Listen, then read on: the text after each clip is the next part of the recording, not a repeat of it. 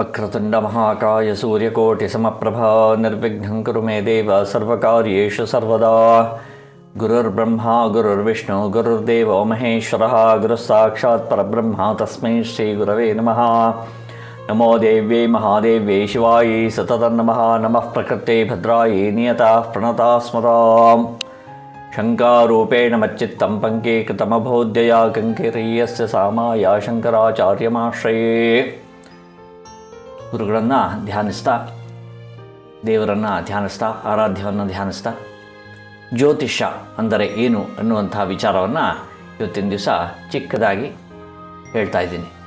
ಜ್ಯೋತಿಷ್ಯ ಅಂದರೆ ಕತ್ತಲಿನಿಂದ ಬೆಳಕಿನ ಕಡೆಗೆ ಹೋಗುವಂತಹ ವಿಚಾರ ಅಂತ ನಾವು ಸರಳ ಭಾಷೆಯಲ್ಲಿ ಅರ್ಥೈಸ್ಕೊಳ್ಬೋದು. ಆದಿತ್ಯಾದಿ ನವಗ್ರಹ ದೇವತೆಗಳು ಯಾವ ರಾಶಿ ಸ್ಥಾನಗಳಿಗೆ ಬಂದಾಗ ಹೇಗೆ ಫಲ ನೀಡ್ತವೆ ಅನ್ನೋದನ್ನು ಜ್ಯೋತಿಷ್ಯ ಶಾಸ್ತ್ರ ನಮಗೆ ತಿಳಿಸ್ಕೊಡ್ತದೆ. ಮೇಷಾದಿ ಮೀನದವರೆಗಿನ 12 ರಾಶಿಗಳಲ್ಲಿ ನವಗ್ರಹಗಳು ಯಾವ ಯಾವ ಸಮಯದಲ್ಲಿ ಎಲ್ಲೆಲ್ಲಿ ಕೂತ್ಕೊಳ್ತಾರೋ ಅಥವಾ ಕುಳಿತಿರ್ತಾರೋ ಆ ಸಮಯದಲ್ಲಿ ಏನು ಫಲ ಅನ್ನೋದನ್ನು ಅಧ್ಯಯನ ಮಾಡಿರುವಂತಹ ಜ್ಯೋತಿಷ್ಯರ ಮುಖಾಂತರ ನಾವು ತಿಳ್ಕೊಂಡಾಗ ಈ ವಿಚಾರ ನಮಗೆ ಪೂರ್ತಿಯಾಗಿ ಮನದಟ್ಟಾಗ್ತದೆ. ಅಂದರೆ ಯಾವುದೇ ಸಮಸ್ಯೆ ಬಂದಾಗ ನಾವು ಪರಿಹಾರವನ್ನು ಕಂಡುಕೊಳ್ಳಲಿಕ್ಕೆ ದಾರಿ ಕಾಣದೇ ಇದ್ದಾಗ ಜ್ಯೋತಿಷ್ಯರ ಮೊರೆ ಹೋಗ್ತೀವಿ. ಅಂದರೆ ಯಾವ ಗ್ರಹಗಳು ಚಾರರೀತ್ಯ ಗೋಚಾರದಲ್ಲಿ ಯಾವ ರೀತಿಯ ಫಲಗಳನ್ನು ಯಾವ್ಯಾವ ಕಾಲಕ್ಕೆ ಹೇಗೆ ಹೇಗೆ ಸಿಗ್ತದೆ ಅನ್ನೋದನ್ನು ಅಧ್ಯಯನ ಮಾಡಿರುವಂಥರ ಮುಖಾಂತರ ನಾವು ತಿಳ್ಕೊಳ್ಬೋದು. ನಮ್ಮ ಸಮಸ್ಯೆಗಳು ಬಂದಾಗ ಅವ್ರ ಹತ್ರ ಹೋದಾಗ ಅದನ್ನು ಬೇರೆ ಬೇರೆ ರೀತಿಯಲ್ಲಿ ವಿಮರ್ಶೆ ಮಾಡುವಂಥವ್ರು ಇರ್ತಾರೆ. ಪ್ರಶ್ನಶಾಸ್ತ್ರ ಅನ್ನೋದು ಕೂಡ ಅದರಲ್ಲಿ ಒಂದು ಅಡಕವಾಗಿರುವಂಥ ಅಂಶ.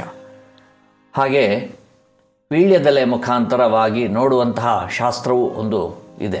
ಹೀಗೆ ಬೇರೆ ಬೇರೆ ಒಬ್ಬೊಬ್ಬರು ಒಂದೊಂದು ದಾರಿಯ ಮುಖಾಂತರವಾಗಿ ಅದನ್ನು ವಿಮರ್ಶಿಸ್ತಾರೆ. ಹೇಗೆಂದರೆ ಬೇರೆ ಬೇರೆ ಕಡೆಗಳಲ್ಲಿ ಹುಟ್ಟಿದಂತಹ ನದಿಗಳು ಒಂದೇ ಕಡೆ ಸಮುದ್ರವನ್ನು ಸೇರ್ತವೋ ಹಾಗೆ ನಮಗೆ ಫಲಭಾಗ ಒಂದೇ ಆಗಿರ್ತದೆ.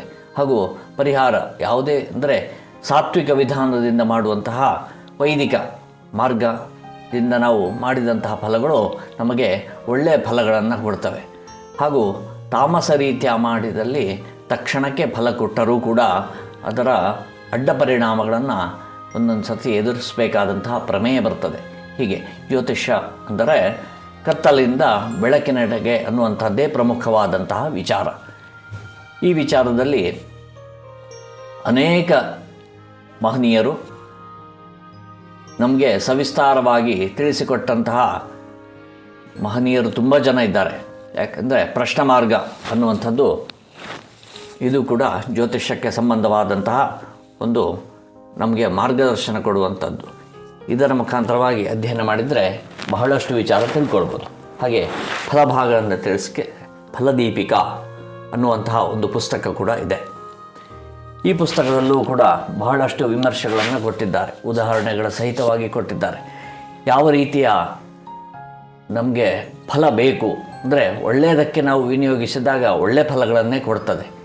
ಕೆಟ್ಟದಕ್ಕೆ ಉಪಯೋಗಿಸಿದರೆ ಅದು ನಮಗೆ ಕೆಟ್ಟದಾಗಿ ಮುಂದೆ ಪರಿಣಮಿಸ್ತದೆ. ಹಾಗಾಗಿ ಯಾವತ್ತೂ ಯಾವುದೇ ವಿಚಾರವನ್ನು ನಾವು ಒಳ್ಳೆಯದಕ್ಕೆ ಉಪಯೋಗಿಸ್ಕೊಳ್ಬೇಕು. ಇದು ಜ್ಯೋತಿಷ್ಯದ ಒಂದು ಸಣ್ಣ ವಿಚಾರವನ್ನು ಇವತ್ತಿನ ದಿವಸ ನಿಮ್ಮ ಮುಂದೆ ಇಡ್ತಾ ಇದ್ದೇನೆ. ಧನ್ಯವಾದಗಳು.